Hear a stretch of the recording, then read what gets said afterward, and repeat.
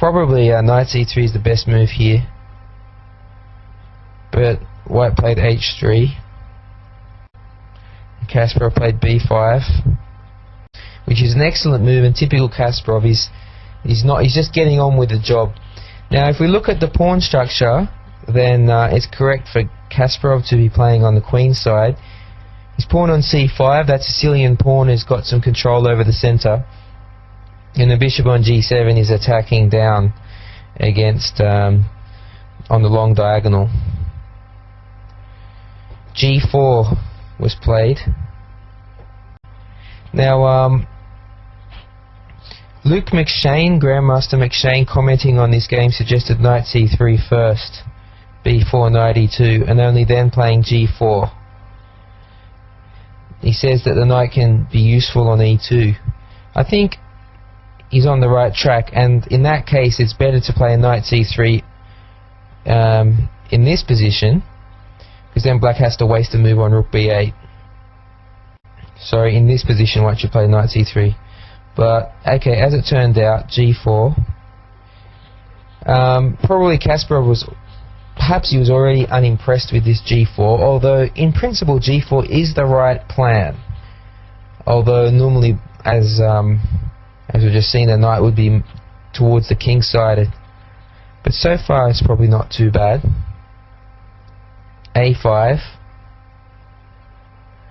Kasparov just gaining space on the queen side. f5. Okay, this is taking things to a new level though, f5. It's quite a committing move. Again, it's a fairly natural way of playing, natural way of attacking, but normally white would develop a few more pieces first. Now the knight may be going to c3, the bishop going to e3, for example. That's the way Kasparov plays it with reverse colours. He would not just play g4, f5 immediately. He would. This is the right plan, but with development first. Now, what's interesting for me about this game is this is the sort of kitchen sink attack which is quite terrifying.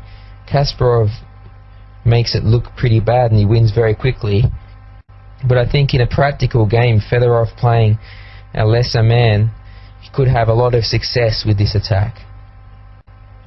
Kasparov now plays b4. She's just being very systematic, and Kasparov is trusting in his position, the soundness of his position, and trusting that white can go for him, but that black will have resources to defend and then win. Queen e1. Well, this is continuing the very aggressive plan. The queen is transferred to h4, and Fedorov has a very simple plan. He wants to play queen h4, bishop h6, knight g5, and just mate Kasparov in a very straightforward and crude way. Bishop a6, queen h4. Then now Kasparov plays c4, which is an excellent move. Now we see the disadvantage of Fedorov's approach of leaving all his queenside pieces at home. Kasparov, when he handles this structure, when he plays Fedorov's structure, as I mentioned, develops the queenside first, gets his pieces out first. Now on the other hand, white is undeveloped, and now his pawn on d3, which was basically the mainstay of his position, is under attack. Now if the pawn on d3 drops off, then the whole centre can end up crumbling. You could play rook d1, but that's really the last move you want to play, because your whole point in this position is to attack on the king side, and if you move your rook away from the king side, then it's basically admitting a failure of your position. And Luke McShane suggests cd, knight e5, which is quite a nice plan, putting more pressure on d3, and if knight takes e5, d takes e5, then the d3 pawn is now backward and on an open file, and rook c8 to c2 is also coming up. This is horrible. Notice the knight on b1 completely blocked in. So there was nothing left for Fedorov to do but to continue with his kitchen sink attack, playing bishop h6, just completely throwing caution to the winds. CD, CD, bishop takes d3, so now Fedorov's lost at least one pawn. Rook e1, bishop takes h6, queen takes h6, queen b6 check, king h1, and now knight e5 was an excellent blockading move. Now, thanks to winning that pawn on d3, Kasparov has also gained himself an outpost on e5. Sometimes winning a pawn is not just the material, but if it's a central pawn, it comes with added benefits. If white had a d-pawn, then the knight on e5 wouldn't be a stable outpost, because white could always threaten d4. But now this is a fantastic outpost for black, and the only pieces that Fedorov is going to be left with here is a queen and a knight in which to attack. His rook can't even go to f1 because of that bishop on d3. So knight bd2 finally developing is the correct move. Rook ac8, knight g5. Well, this is again this kitchen sink idea, but there's nothing better. Now Fedorov wants to somehow get rid of that knight on f6 in order to give mate on h7. Rook c2. Now watch this move, rook f1. This is desperation. Now Fedorov wants to take on g6, then take on f6, for example, rook takes d2, fg, rook takes f6, and then take on h7. Now this is really easy for Kasparov to counter. Rook f1, okay, just cashes in first and takes the rook. Bishop takes rook, rook takes bishop. Now he plays rook f to c8, just simply giving his king a flight square on f8. And it's remarkable how simple this attack is now foiled, because after fg, which was played, hg, if rook takes f6, ef6, queen h7, check king f8, and that's the end of it. It was really that simple. Queen h8, check king e7, and Fedorov is left with absolutely nothing. Thanks of course to that knight on e5, which also guards the f7 point.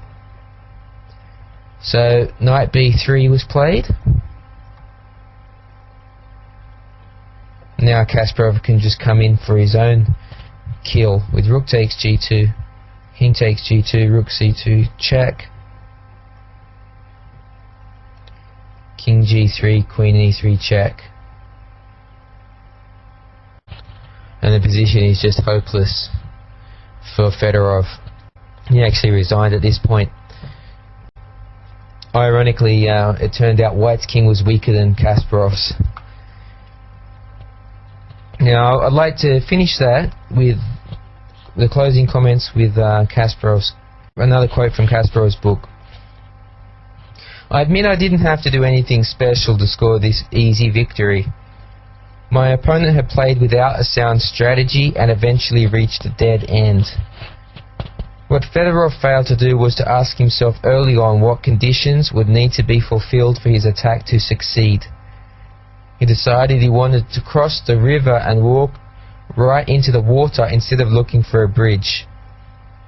It's also worth noting that relying on the competition to make a serious mistake is not a viable strategy.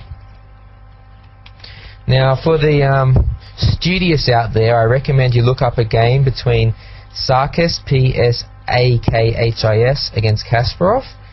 That was where Kasparov actually got the same sort of opening as Fedorov, except Kasparov was black, and you'll see how differently he played it, and he won a fantastic victory. That time the attack did work, and that was basically because Kasparov first developed his pieces in a logical way before going on a wild sort of crusade. So I think the moral of the story today was pretty clear, but in summary, it's not enough just to have a plan of okay, I want to checkmate the black king, but it's a matter of asking yourself what preconditions are necessary, and in this case it's about development first. You know, you can't just sort of attack with a queen and a bishop, queen to e1 to h4, bishop h6, and just completely ignore your development, because you're burning all your bridges, and there's no logical reason why your attack will succeed. But on the other hand, if you develop logically first, place your pieces on good positions, take some precautions against your opponent's counterplay, then you can proceed with your mating attack, and hopefully it will be successful. Alright, thanks for tuning in, and I look forward to presenting the next lecture in this series, where we'll be taking a look at a World Championship match between Kasparov and Short. Thank you.